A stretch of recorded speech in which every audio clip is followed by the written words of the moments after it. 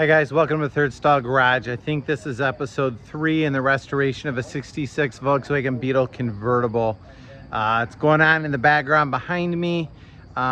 We are going to begin disassembly today. I'm working with my brother Ron and good friend Dale, and we're going to begin the disassembly process.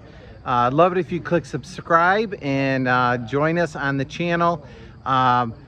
We're new to this. We've done a lot of car repair and restorations in the past, but you know, a lot of you have a lot of experience. Ask questions below if you've got them.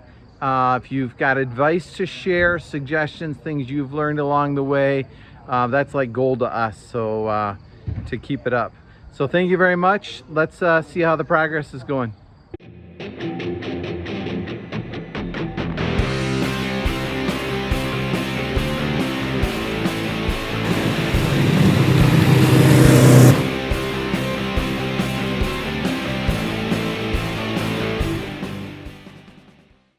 All right, so we're getting started with disassembly. Dale and Ron. Dale, who made the seats again? TMI? No, it's too much information. Well, the original seats, a lot of people have a TMI interior. Okay. And they make great stuff that'll last for a while. But this was made by West Coast Classic Interiors. Okay. Which used to be West Coast Classic Restorations, owned by Lenny Kopp.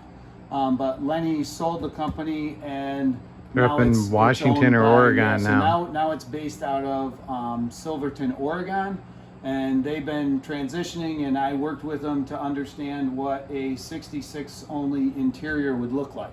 Yes. And so that's been a lot of fun, but been a lot of back and forth, but they're putting a lot of effort into making it right. They want to make things right, and they want to make things well, and kind of build off of Lenny's decades worth of which is also why we want to get these out as quickly as we can before I leave a screwdriver in my back pocket and sit down on the seat. So that would be sad. Yes. Seats are coming out. Brand new steering wheel. Who'd you get the wheel from? Flat 4. Flat 4. That's gonna come out too. And then we're gonna leave the fenders on. The tires are brand new, fresh paint. So after the seats are out, we're jacking it up, putting it on jack stands. Tires come out, and then we're just gonna begin disassembly of lights, headlights, mirrors, all those kind of things. All right, seats are out. What's the first look at the floor pans look like? So Dale, is the driver one the one you driver replaced? There's no doubt about it, because originally it would have had this tar board on it for heat and sound deadening. And then looks like a patch though here, doesn't it? Yeah, but I think what they did is somebody took this off of this face. Maybe it was patched, but this was all kind of surface rust. That looks like a weld seam there. Yeah, so it would make sense. This is where they all rot out. Yeah. And then your battery pan right there, and so we got to go digging into that. A little corrosion to clean out. It'd be great to see under the, was it the luggage tray? Yeah. And this I know has been redone. That. Well, but this was redone. Oh, and this, I don't know the fancy terms for it, but this comes farther underneath this, so it's like that. So overlap? It overlaps, yeah. And so when you climb underneath it, you can see the extra. And then this, the floor pan never had, there's supposed to be these little tubes that go, and then the heat, this lever here opens and shuts for this back area. And some current owner, we always blame the previous owner. The current owner tried to use hot glue and aluminum because people using those on bugs. he didn't know about how to weld. So like, it's hard to weld if you don't have a welder. Yeah. So So figuring out like these tubes and getting, you know, like this one isn't even connected anymore. Great. But there's little flaps in here. So, but I have these, which not everybody does. Yeah. All right. So they're working on the interior. I'm working on the front, taking out blinkers, headlights, and I love how simple the wiring harness is. Just pulling it all off and putting them in bags. We are methodically labeling everything. So this is the driver blinker. We've got the nuts back on the screws. Screw is in the bottom, labeled what it is, carefully in a bin. We're wiring our, or labeling our wires that come off. So this is the first wire that's come off. And we go to our logbook, and number 1 is the front passenger headlight wire. Trying to do it in an organized way. All right, we're making progress on the engine compartment. Gas tank is out. So now we can see the steering, all of the tie rods. This is the fuel line that goes into the tunnel to feed the engine, and the master cylinder is down there. There was one wire that ran down, harness ran down through this, fed the switch on the brake and the horn. So we've pulled all of that out, labeled it. Now we are working on dismantling the wiring behind the dash. Now Dale's on the other side. What we've been doing is just tracing it wire by wire and taking pictures of every single wire. Then I just did a short video describing where all 5 of these wires go. And now Dale, you can start to pull that back. Oh, nope, I got 2 more, sorry. So just take your time, label things, take pictures, and you'll be able to put it all back together someday. All right, so here's the update as to where we are. It is about 6 o'clock. We started around maybe 1 o'clock putting it into the car. So we got about 5 hours worth of work with 3 of us, all decent with tools, but have not, it's not like this is what we do and we're experts at it. So we've gotten a lot done. I'll give you a walk around.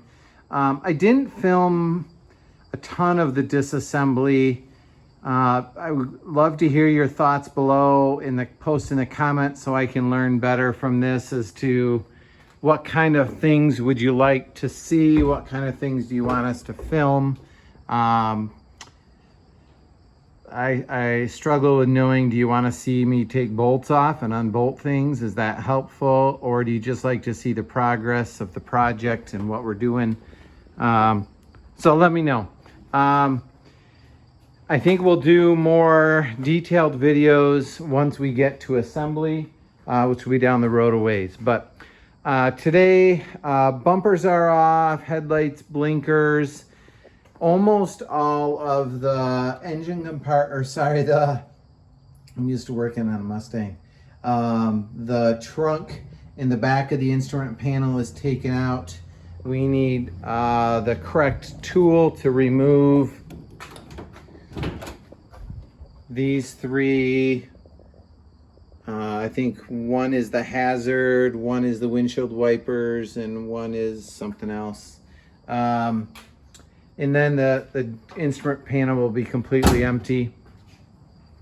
Wiring harness is so easy and simple on these things. What's that tool called to get the Scuncheon tool? A scuncheon tool. We have one. Dale has it at its house. We did, I don't know, we probably took 100, 150 pictures today of just every little connection, wire, labeled things, put everything. We went through 2 boxes of Ziploc bags and took the glove box out, the gas tank, all of those type of things. Currently starting to work, well, the whole interior is out, and we've learned some things about it already.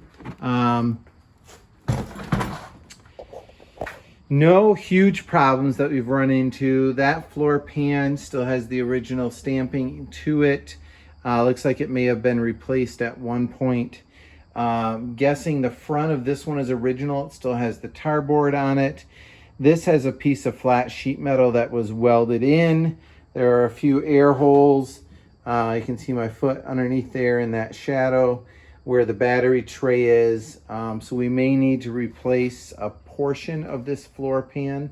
We got to remove the tar off that one to see how things look underneath here.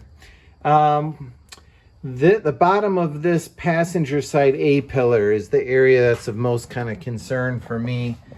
You can see that there was a patch here. Somebody, looks like they may have cut a chunk of another car, or a replacement panel, put it over top. And then you can see there's a a patch here. We've got another patch here. There's another patch in the front. Spread a little silicone on it. And then on the underside, it looks like there's some sealant that they put there. So we're really gonna need to clean all of this back, grind it down, and figure out what's structurally strong and what isn't. If we go to the outside of the car here at the bottom of the hinge, you can see that the paint has cracked a little bit. My guess is there's some Bondo in there that we'll need to take this fender off and clean all of this out, maybe sandblast parts of it to figure out what's going on. Realistically, most of the rest of what we've seen is in solid condition. Like, so for example, the rear fender wells, these mounts are just nice and solid. We may need to replace this bushing, but making good progress. Rear blinkers, bumpers off. Did take this fender off. It's good just to see how good a condition things are underneath. Dale's redone the brakes before, so we've got a lot of good progress there. Tomorrow the plan is to hopefully raise it up and drop the engine out the bottom. I'm going to work on that and hopefully work on removing the front axle beam and getting that out. We want to go through all the steering suspension and make sure it's all in good shape. We also want to make the front axle beam, we want to make actually all 4 axles adjustable so that we can level the ride height on it. Right now the front ride's a little high compared to the back. So that's a project that we hope to do. We'll detail a video on that. And then we've got a lot of work to do to take the windows and the glass and the mechanisms out of all of the doors and all of the trim and take the top off, and that will be tomorrow's project. So we're gonna wrap up this video. We'll start again tomorrow, and it'll be after that once you see these videos, but I'll process them and get them uploaded as quickly as I can. Thanks for following along. Have a great day. Be kind.